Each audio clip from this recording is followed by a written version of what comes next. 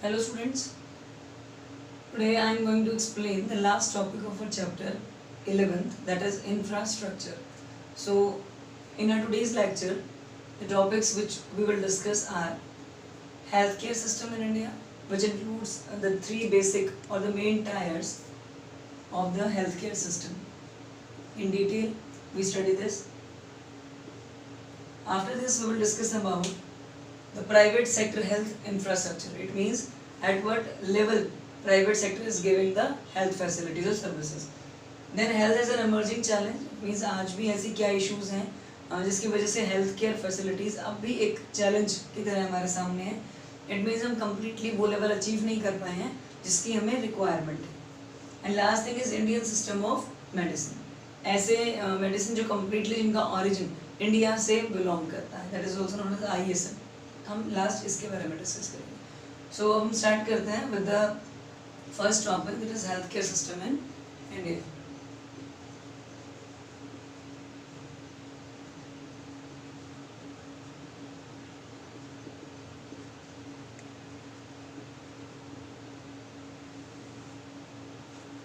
Health care system in India.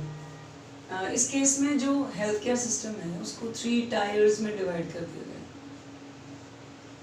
So tyre first में जो count किया जाता है, it includes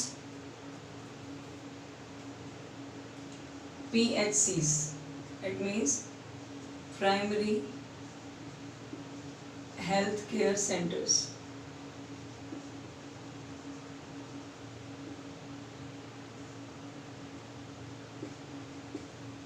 Then second one is CHC, community healthcare centers, and sub centers. So ये 3 divisions हैं जो फर्स्ट टायर में इंक्लूड किए गए हैं. अब इनमें मेन डिफरेंसेस क्या हैं? सबसे पहला पॉइंट जो हम डिस्कस कर रहे हैं टायर फर्स्ट. सो उसके अकॉर्डिंग इन केसेस में जो PHC हमारे प्राइमरी हेल्थ केयर सेंटर्स हैं, इनमें स्मॉल टाउन्स और रूरल एरियाज में इनको सेटअप किया गया है. Small towns and rural areas में इनको सेटअप किया गया है. और इन दोनों ही जगह पे एक डॉक्टर और एक ANM मीन्स नर्स जो असिस्ट करने के लिए वहाँ पे दी जाती है, वो इसे मैनेज करते हैं. ANM का मतलब होता है auxiliary nursing midwife. It means जो डॉक्टर को सपोर्ट करती है, छोटी मोटी एक्टिविटीज हेल्प करती है उसमें. अब इसके अलावा ये जो सेंटर्स हैं, इनका मेन जो फोकस है that is on educating people. The main focus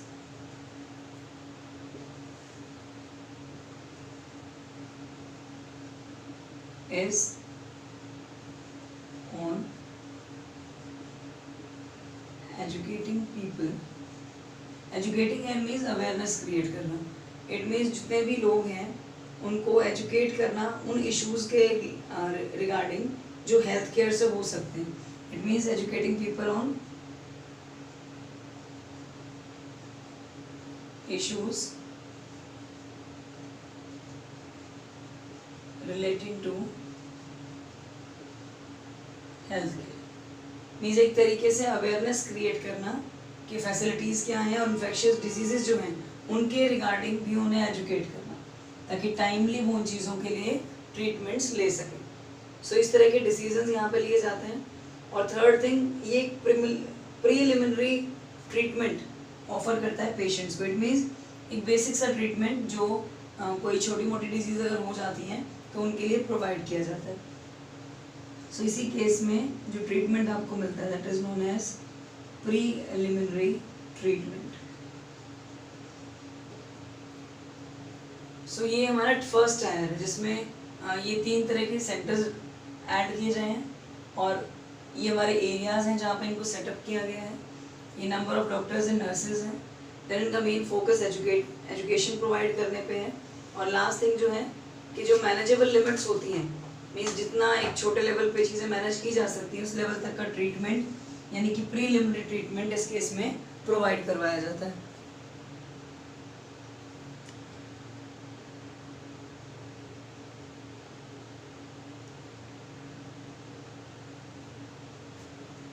अब इसके बाद सेकंड टायर आता है हमारे पास।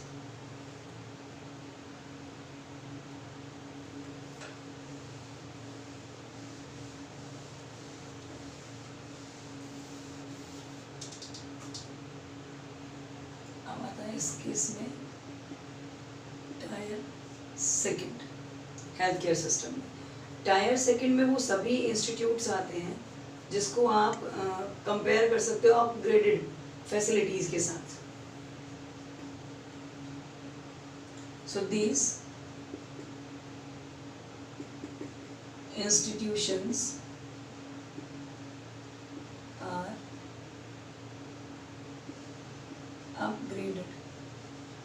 upgraded in the sense, किस सेंस में इनको अपग्रेड किया गया है? फैसिलिटीज ज़्यादा हैं, ये पहले से ज़्यादा बेटर सर्जरीज, एक्सरेज, इस तरह की चीज़ें प्रोवाइड करते हैं। तो इट मीन्स ये अपग्रेड हो गए हैं, यहाँ पे ज़्यादा बेटरमेंट किया गया है प्रॉपरली हेल्थ केयर फैसिलिटीज़ को देने के लिए। So in these areas they have facilities. Facilities किस किस चीज़ की यहाँ प्रोवाइड की जाती हैं? सबसे पहले जो सर्जरी होती है उसके लिए। अब इससे ये क्लियर होता है जब किसी हॉस्पिटल में आप सर्जरीज पूरी कर सकते हो, इट मीन्स वहाँ पे कुछ चीज़ें अपग्रेड कर दी गई हैं, वहाँ पे कुछ ऐसी फैसिलिटीज़, मशीनरीज जिनकी रिक्वायरमेंट है वो सब प्रोवाइड करवाया जाता है। सो इस तरह की कुछ फैसिलिटीज़ वहाँ दी जा रही हैं। And these are also located in big towns and district headquarters. इनको बड़े बड़े टाउन्स में और डिस्ट्रिक्ट हेडक्वार्टर्स में ओपन किया जाता है।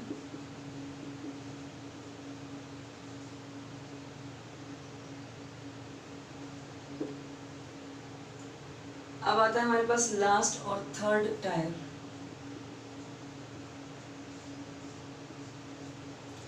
अब थर्ड टायर क्या होगा? हाईली एंड मीन्स हर तरह की फैसिलिटी यहाँ पे अवेलेबल होगी। तो these are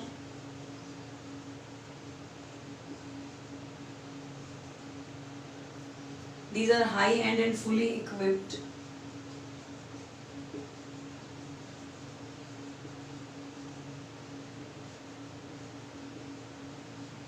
high-end and fully equipped medical centers and offers specialized medical facilities।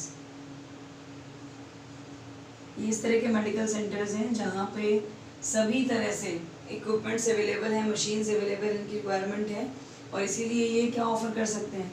Offering specialised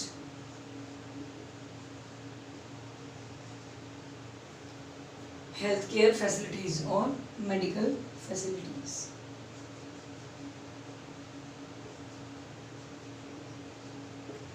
सो ये डिवीजन है हमारे हेल्थ केयर सिस्टम का इंडिया में 3 टायर्स में और एरिया वाइज। जिस तरीके से टायर इंक्रीज हो रहे हैं उसी के साथ साथ उनसे मिलने वाला जो बेनिफिट है हमारा वो भी इंक्रीज होता जा रहा है, वो भी बढ़ता जा रहा है। अब आते हैं नेक्स्ट क्वेश्चन पे। Private sector health infrastructure.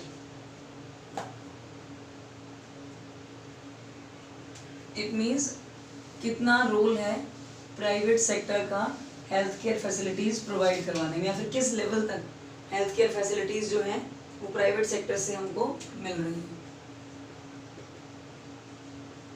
So private sector health infrastructure. Private cares जो है वो किस किस तरह की फैसिलिटीज हमको प्रोवाइड करवा रहे हैं। सो इसका फर्स्ट पॉइंट हम देखते हैं। The private sector accounts for more than 80% of total health care spending in India. 80% से भी ज़्यादा ये किस पे स्पेंड करता है? हेल्थ केयर सेंटर्स पे करता है। इट मीन्स एक बहुत बड़ा रोल ये फैसिलिटी प्रोवाइड कर रहा है, up to 80%। Second thing is on those seeking treatment 78% rural. अब जिन लोगों को ट्रीटमेंट की रिक्वायरमेंट है उसमें बेसिकली 78% वो लोग हैं जो रूरल एरिया से बिलोंग करते हैं, 81% जो अर्बन है। ये हमारे पेशेंट्स का रेशो है जो एरिया से बिलोंग करते हैं। And they are availing private non institutional facilities, जो इस तरह की प्राइवेट फैसिलिटीज को अवेल करते हैं। And 58% rural and 62% urban are going to private hospitals. So it means ये डिपेंड करता है एरिया टू एरिया और आपकी इनकम एबिलिटी पे कि आप किस तरह की फैसिलिटीज ले सकते हो और कौन सी आपके लिए पॉसिबल है। Third thing is private sector in healthcare has gained, so we can say this sector has gained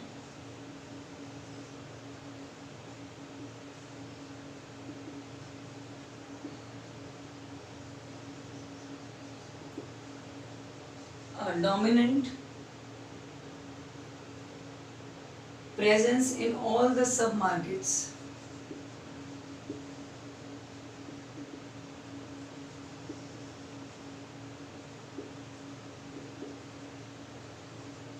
means ये एक ऐसा सेक्टर है जो कि जो मार्केट के और डिफरेंट सेक्टर्स हैं उन सभी में सबसे ज़्यादा डोमिनेंट है, because medical education, training, medical technology, diagnostics, manufacture, इस तरह की बहुत सारी चीज़ें हैं जो इसमें आती हैं। सो इसीलिए ये एक डोमिनेंट रोल या डोमिनेंट प्रेजेंट अपनी शो करता है डिफरेंट सब मार्केट्स में। सो अगर हम इसको इंडिपेंडेंस से रिलेट करते हैं तो ये around at the time of independence around 8% health care facilities India में अवेलेबल थी। If we are talking about the time period of 1947 to 1950s, उस टाइम तक की अगर हम बात करते हैं तो ये सिर्फ 8% भी था। बट अगर हम प्रेजेंटली बात करें तो around 93% of hospitals and beds and doctors also, mean सभी का नंबर जो है वो इंक्रीज हो चुका है। हॉस्पिटल्स हैं, बेड्स हैं एंड डॉक्टर्स या नर्सेज हैं, इन सभी का नंबर अभी इंक्रीज हो चुका है। अराउंड 93% हॉस्पिटल्स हमारे अभी बढ़ गए हैं। इस तरीके से बेड्स और डॉक्टर्स और नर्सेज इन सभी का रेशो इंक्रीज कर दिया गया है। सो इट मीन्स जो प्राइवेट सेक्टर है वो एक डोमिनेंट सोर्स है हेल्थ केयर फैसिलिटीज़ को प्रोवाइड करवाने का इंडिया में, क्योंकि ये मैक्सिमम एरियाज को कवर करते हुए चल रहे हैं। अब जब इतने सारे सेक्टर्स इसमें लगे हुए हैं, गवर्नमेंट भी काम कर रही है, प्राइवेट सेक्टर भी वर्क कर रहा है, सो ऐसी क्या प्रॉब्लम्स हैं कि प्रेजेंट में भी हेल्थ एक इमर्जिंग चैलेंज बना हुआ है। मीन्स कौन सी ऐसी ड्रॉबैक्स हैं जो आज भी हमारे हेल्थ केयर सिस्टम को स्लो कर देती है या उसमें आज भी डेवलपमेंट की रिक्वायरमेंट्स है। सो नेक्स्ट क्वेश्चन हमारा है health as an emerging challenge.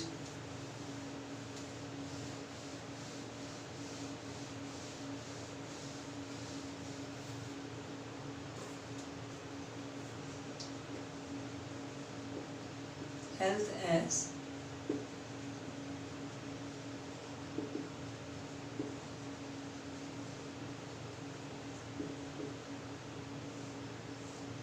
Emerging challenge means कौन कौन से एरियाज में आज भी हम लैग कर रहे हैं जिसकी वजह से हेल्थ केयर सिस्टम प्रॉपर नहीं हो पा रहा है। तो सबसे पहला पॉइंट इसका आता है unequal distribution of health care services. Unequal distribution of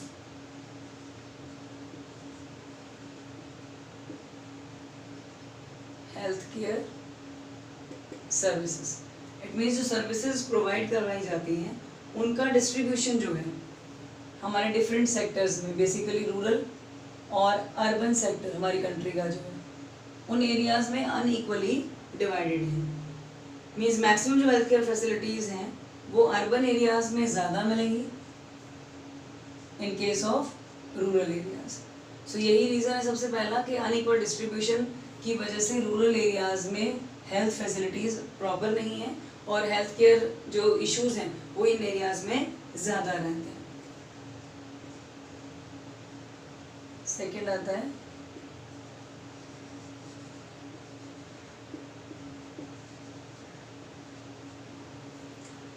communicable diseases, communicable disease मतलब जो कि जिसका ट्रीटमेंट पॉसिबल नहीं है प्रॉपरली, 100% पॉसिबल नहीं है, उसके लिए हम ट्रीटमेंट कर देते हैं, बट वो उस लेवल का नहीं है कि आप उन्हें उस सिचुएशन से, उस थ्रेट से बाहर निकाल सको।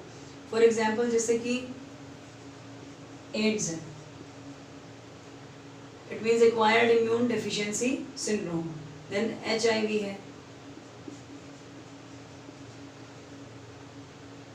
सार्स, जिस तरीके से अभी कोविड है वैसे ही सार्स भी एक कॉमन डिजीज आई थी पहले। सो ये कुछ ऐसे एरियाज हैं जो कि सीरियस थ्रेट है हमारी सोसाइटी के लिए, बिकॉज हमारे पास इनका कोई प्रॉपर वैक्सीन अवेलेबल नहीं है। So these type of diseases are serious threat to the society. So इस तरह की डिजीज़ भी हेल्थ केयर फैसिलिटीज़ को बहुत डाउन कर देती हैं, क्योंकि जब हम इनका प्रॉपर ट्रीटमेंट नहीं कर पा रहे हैं तो ऑटोमेटिकली हमारी सोसाइटी को नेगेटिवली इफेक्ट करती है। थर्ड थिंग इज, अभी हम इसमें कोविड-19 भी ऐड कर सकते हैं। Now third thing is poor management. It means कोई भी वर्क आपने रेडी कर लिया, प्रॉपर फैसिलिटीज़ हैं, स्ट्रेटजीज बना ली गई हैं, प्लानिंग्स हो गई हैं, बट उसके बाद भी मिसमैच हो जाना हेल्थ केयर का and the number of health care centres और हेल्थ पर्सोनल्स का। इट मीन्स जिस एरिया में जितनी रिक्वायरमेंट है उसके अकॉर्डिंग उतने लोगों का ना होना, या फिर जो अनऑथराइज्ड डॉक्टर्स होते हैं, अनऑथराइज्ड डॉक्टर्स, मेनली ये इश्यूज क्रिएट होते हैं ज़्यादातर रूरल एरियाज में, जिन्हें ट्रीटमेंट नहीं करना आता है, जो प्रॉपर मेडिसिन नहीं मेंशन कर सकते हैं, इस तरह के लोग भी डॉक्टर्स की जगह पे काम करना शुरू कर देते हैं। तो ये हमारी पुअर मैनेजमेंट का पार्ट है कि हम इन चीज़ों को प्रॉपर मैनेज नहीं कर पा रहे। Next thing is privatisation. Privatisation किस चीज़ का पार्ट है? प्राइवेटाइजेशन हमारी LPG पॉलिसीज़ का पार्ट है, जो कि 1991 में आई थी।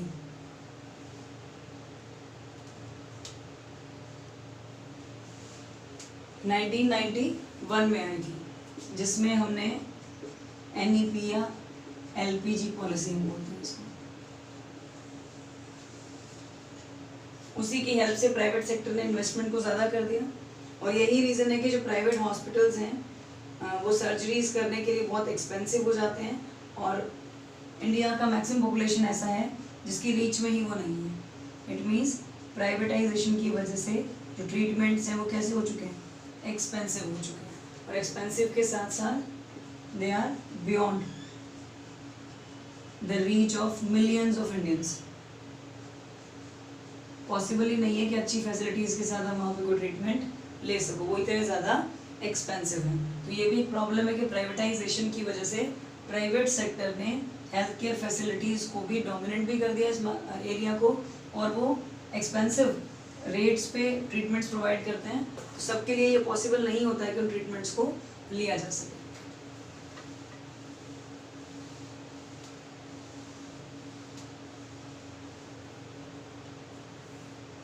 नेक्स्ट आता है हमारे पास पुअर अपकीप एंड मेंटेनेंस।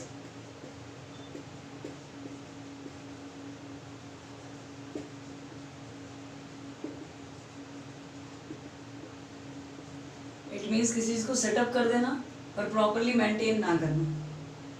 सो जब हेल्थ केयर सेंटर्स, जो मेनली जो हम गवर्नमेंट के हेल्थ केयर सेंटर्स हैं उनकी यहाँ पे बात कर रहे हैं, क्योंकि प्राइवेट सेक्टर तो उन्हें अपकीप और मेंटेन रखता है, बिकॉज वो ज़्यादा चार्ज करता है तो बहुत ईजीली उन पर खर्च कर सकता है।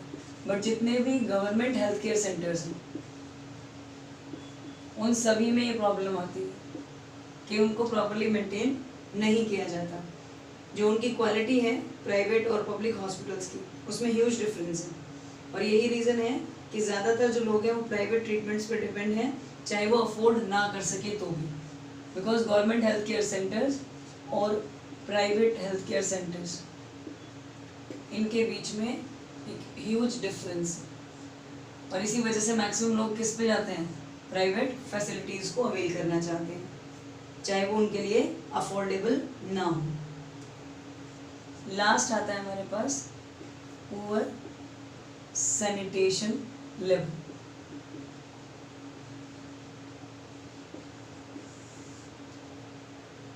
पुअर सैनिटेशन लेवल मीन्स ये रूरल और अर्बन दोनों ही एरियाज़ में अगर हम देखते हैं तो इसकी प्रॉब्लम है। दोनों एरियाज़ में सैनिटेशन का लेवल पुअर ही है, बहुत ही कम है। अब इसमें अगर हम सोशल या सैनिटाइजेशन इंफ्रास्ट्रक्चर की बात करें तो बेसिकली दो फंक्शंस इसमें आते हैं जो कंप्लीट होने चाहिए बट नहीं हो पा रहे हैं। फर्स्ट वन है to make clean surroundings.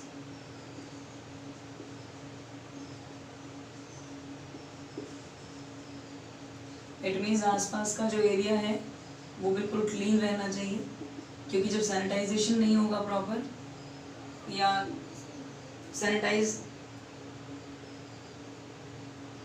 Sanitation अगर प्रॉपर नहीं होगा तो ऑटोमेटिकली जो लोग वहाँ पे रहते हैं, जो काम करते हैं, उनके लिए वो एरियाज सेफ नहीं होंगे। सो इसलिए किस चीज़ की रिक्वायरमेंट है? There is to make clean surroundings where we live and work, where we live and work. तो प्रॉपर सैनिटेशन अगर नहीं है तो ये पॉसिबल नहीं हो पाएगा कि वहाँ पे रहने वाले लोग या काम करने वाले लोग सेफ हों। Second thing, to arouse the awareness. इस चीज़ के लिए अवेयरनेस क्रिएट करना कि अगर आप सैनिटेशन का ध्यान नहीं रखते हो तो उससे क्या लॉसेस हमें हो सकते हैं, और सैनिटेशन सभी करेंगे तभी पॉसिबल है।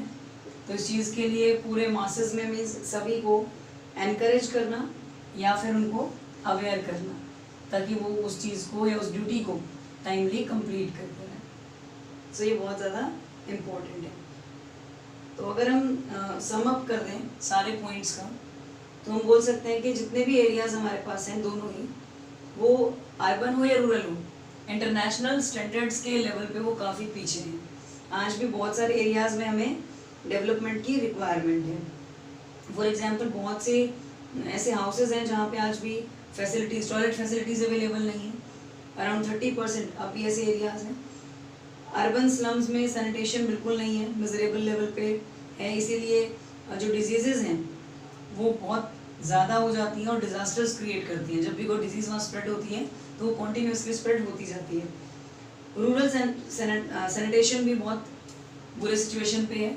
इसमें हम दोनों को इंक्लूड कर सकते हैं जनरली, बट रूरल की सिचुएशन ज़्यादा बुरी है अगर हम सैनिटेशन की बात करते हैं तो रिसेंट सर्वे के अकॉर्डिंग अराउंड 150 डिस्ट्रिक्ट्स हैं इंडिया की जहाँ पे जो ये टॉयलेट फैसिलिटीज़ हैं ये कच्चा जो लेवल है उसमें कन्वर्ट की गई है, और उन्हीं को वो लोग एक लग्जरी की तरह भी लेते हैं।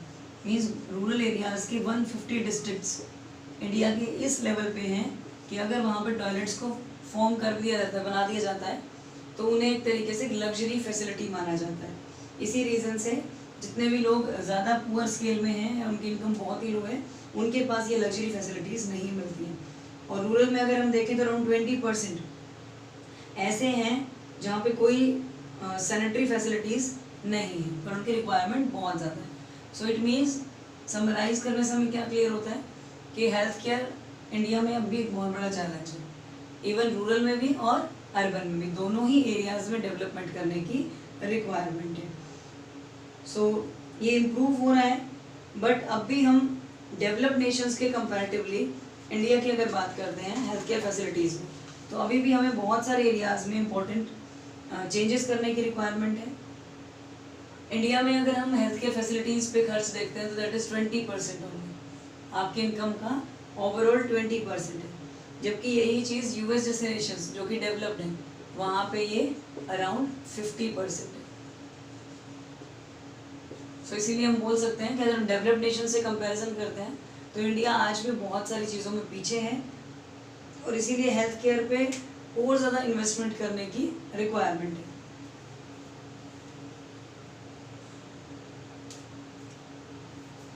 अब आता है हमारे पास last point,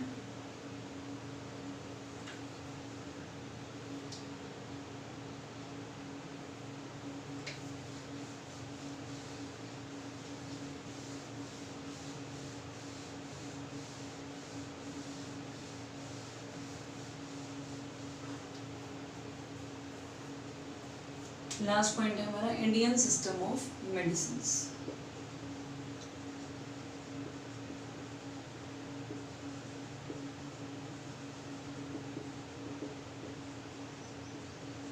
is known as ISM. ये एक सिस्टम है ISM, Indian system of medicine. इसको हम एक्सप्लेन करके समझते हैं साथ साथ. एक्चुअली इस केस में हम क्या डिस्कस करने वाले हैं कि कौन सी ऐसी मेडिसिन है जो जिनका ओरिजिन इंडिया से ही है. It means Indian system of medicine or the system of medicine which system of medicine which are considered to be Indian in origin. It means उन्हें सबसे पहले इंडिया में ही बनाया गया था उन मेडिसिन को. तो इंडिया का ओरिजिन है, मीन्स इंडिया से ही वो बनी है. सो इसीलिए उन्हें हम क्या बोल देते हैं, या फिर उन्हें इंडिया लाया गया था बाहर से और उसके बाद वो यहीं के इंडियन कल्चर में एसिमिलेट हो गई. मीन्स इंडिया से बाहर से हमने उनको यहाँ पे लाया, बट उसके बाद से उन्हें यहीं पे प्रॉपरली यूज़ किया जाने लगा. सो दोनों ही केसेस में उसे क्या बोल देंगे कि उनका ओरिजिन जो है वो या तो इंडियन है कम्प्लीटली, या फिर वो they have come to India from outside and got assimilated into Indian culture. वो हमारे कल्चर में एसिमिलेट हो चुकी है. प्रेजेंटली इंडिया में जो सिस्टम ऑफ मेडिसिन है उनको कुछ कैटेगरीज में डिवाइड कर दिया गया है. So categories of medicine in India. India में इसको कुछ कैटेगरीज में डिवाइड किया गया है. जैसे फर्स्ट जो हम हमेशा सुनते हैं दैट इज आयुर्वेद, कि आप आयुर्वेदिक दवाइयाँ लेते हैं उससे आप जल्दी ठीक हो सकते हैं. Second thing is yoga. ये भी एक तरीके से मेडिसिन का ही पार्ट माना जाता है क्योंकि इससे ही बहुत सारी डिजीज़ आपकी ठीक हो जाती हैं. सेम इसी वे में इसके बहुत सारी डिविजन्स हैं, यूनानी, सिद्धा,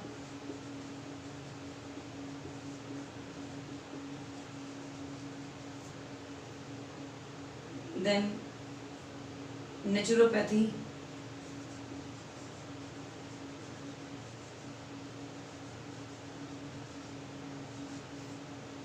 एंड होम्योपैथी.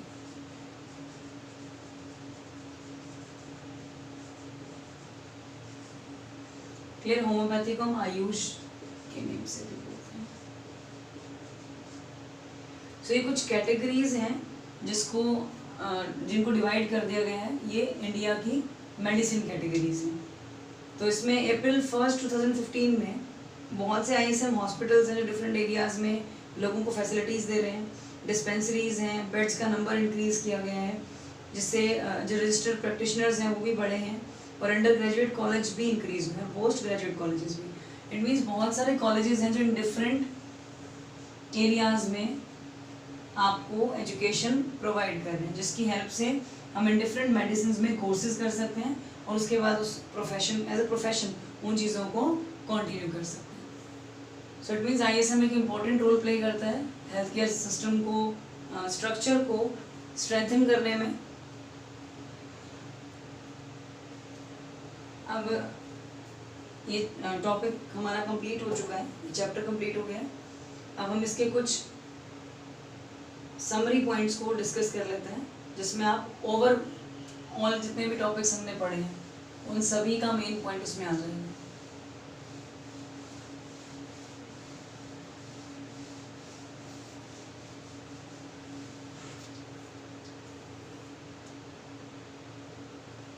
सो स्टार्टिंग हमने कहाँ से की थी, what is the meaning of infrastructure. ये सभी जो पॉइंट्स हैं जितने भी हमने टॉपिक्स किए, डेफिनेशंस आपको लर्न करनी है. इंफ्रास्ट्रक्चर इट रेफर्स टू, मैं सिर्फ डेफिनेशंस डिस्कस कर रही हूँ आपके साथ, दोबारा कंप्लीट हम नहीं कर रहे हैं. It refers to support system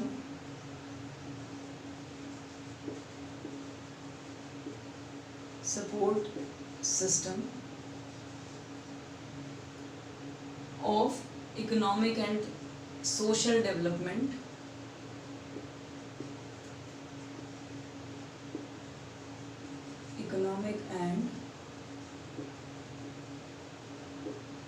social development of a country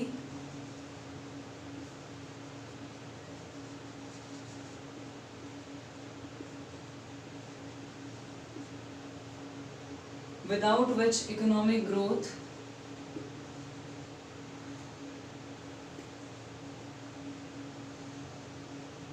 without which economic growth and social development is not possible. And social development is not possible. यहीं से हमने चैप्टर को स्टार्ट किया था with the meaning of infrastructure. ये उसी का revision है. इट मीन्स इंफ्रास्ट्रक्चर क्या है? एक सपोर्ट सिस्टम है जिसकी हेल्प से दो तरह का डेवलपमेंट होता है किसी भी कंट्री में, इकोनॉमिक डेवलपमेंट और सोशल डेवलपमेंट. और अगर ये अवेलेबल नहीं है तो इकोनॉमिक ग्रोथ और सोशल डेवलपमेंट पॉसिबल नहीं हो सकता. It means infrastructure overall development में एक इम्पोर्टेंट रोल प्ले करता है. अब दो तरह के पॉइंट्स को हमने डिस्कस किया, economic and social. So first आता है इकोनॉमिक इंफ्रास्ट्रक्चर का क्या मीनिंग है. मीन्स इकोनॉमिकली आपको कैसे बेनिफिट्स पहुंच सकते हैं. So it refers to such elements of support system. It refers to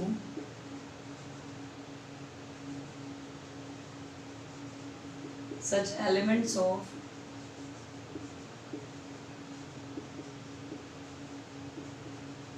support system like power, water. It means basic चीज़ें जिनके बिना बिजनेसेस सेटअप करना, उन्हें रन करना पॉसिबल नहीं है. सो पावर है, वाटर फैसिलिटीज़ हैं, इसके बाद ट्रांसपोर्ट है, कम्युनिकेशन है, ये सब इसी में इम्पोर्टेंट रोल प्ले करते हैं. इस तरह की फैसिलिटीज़ का अवेलेबल होना, it means that is the part of economic infrastructure. Second thing is social infrastructure. अब सोशल और इकोनॉमिक में क्या डिफरेंस होगा? दोनों ही सपोर्ट सिस्टम के एलिमेंट्स, बट इस केस में क्या चीज़ आ जाएगी? फॉर एग्जाम्पल आपके स्कूल्स हैं, हॉस्पिटल्स हैं, जो सोसाइटी को बेनिफिट पहुंचाने के लिए सेटअप किए गए हैं. So which serve as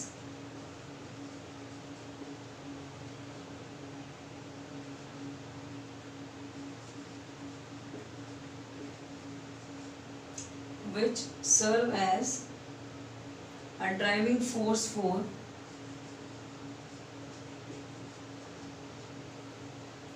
social development. It means social development तभी होगा जब इस तरह की फैसिलिटीज़ डेवलप हो जाएंगी. तो ये एक तरीके से उनको ड्राइव करने का, आगे बढ़ाने का फोर्स प्रोवाइड करता है.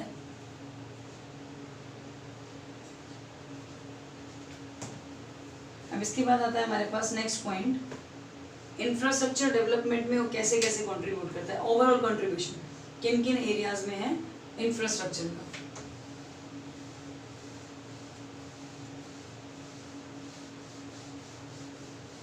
अब इस टॉपिक से आपका सारा रिवीजन हो जाएगा ओवरऑल चैप्टर का.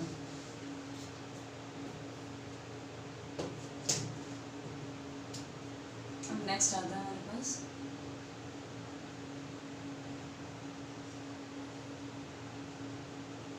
इंफ्रास्ट्रक्चर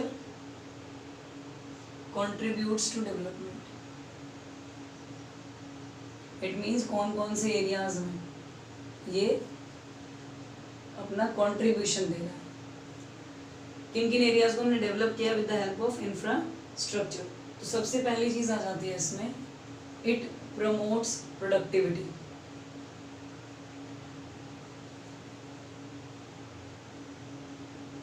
इसमें मैंने आपको तीनों सेक्टर्स बताए थे. ये तीनों सेक्टर्स में हेल्प करता है, प्राइमरी, सेकेंडरी एंड टर्शरी. सो जब तीनों सेक्टर्स का डेवलपमेंट बढ़ जाएगा तो ऑटोमेटिकली जीडीपी ग्रोथ होगी. तो प्रोडक्टिविटी को इंक्रीज करने में काम करता है. सेकेंड आता है हमारे पास, it induces investment.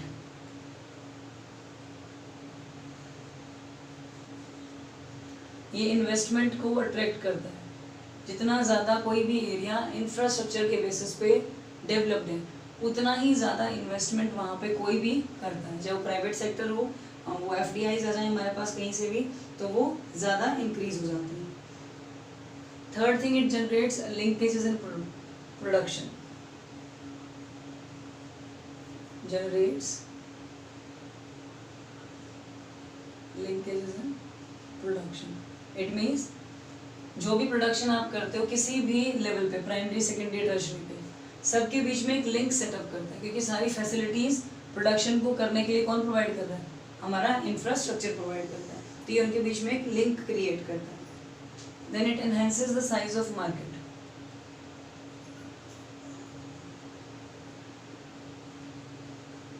Enhances the size of the market. ये मार्केट के साइज को बढ़ाता है। जितना डेवलपमेंट होगा उतना ही मार्केट साइज भी इंक्रीज होता जाएगा। Then it enhances the ability to work,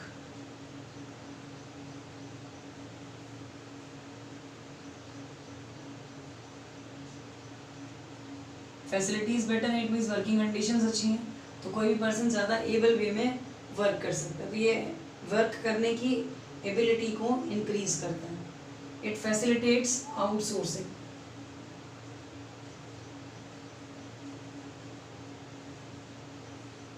जैसे इसमें हम बेस्ट एग्जांपल इंडिया का ही ले सकते हैं। इंडिया में जो डेवलपमेंट है उसके साथ स्किल्ड अनस्किल्ड लेबर अवेलेबल है, इसी रीज़न से बहुत से कॉल सेंटर्स जो हैं इंडिया में सेटअप किए गए हैं। तो ये आउटसोर्सिंग को फैसिलिटेट करता है, उसके लिए एक अपॉर्चुनिटी आपको प्रोवाइड करता है।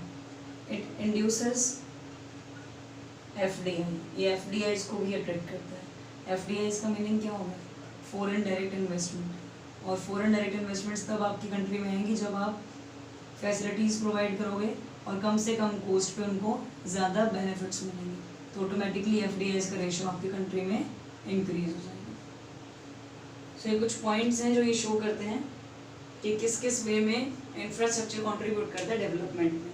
इसके बाद एनर्जी हमें टॉपिक करना नहीं है, और उसके अलावा जो टॉपिक्स हैं वो आज के लेक्चर में हमने डिस्कस कर लिए। सो ये चैप्टर अब हमारा कंप्लीट हो गया।